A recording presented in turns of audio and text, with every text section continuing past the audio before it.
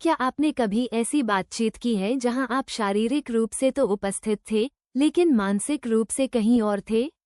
या किसी ऐसे व्यक्ति से बात की है जो सिर हिला रहा था, लेकिन वास्तव में ध्यान नहीं दे रहा था?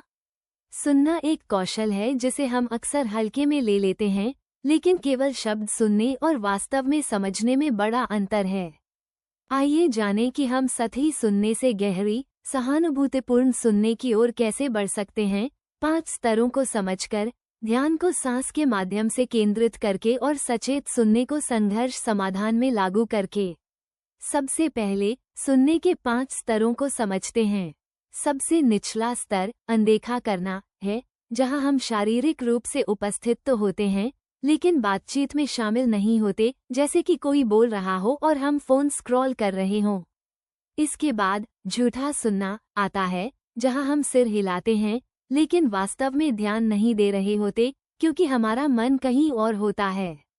फिर आता है चयनात्मक सुनना, जहां हम केवल वही बातें सुनते हैं जो हमारे विचारों या रुचियों से मेल खाती हैं।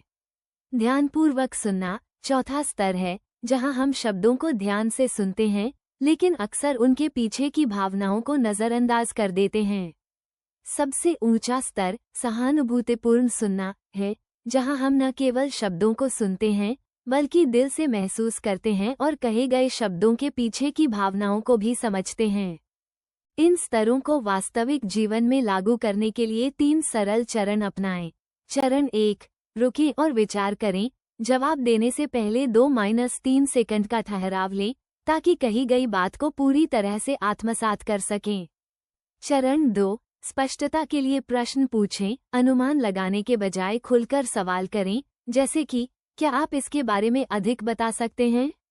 चरण 3, सहानुभूति के साथ संक्षेप करें। जो आपने सुना है, उसे अपने शब्दों में दोहराएं और इसमें शामिल भावनाओं को स्वीकार करें। इन चरणों का अभ्यास हमें अपने रिश्तों में गहरे संबंध और समझ की ओर ले जाता है।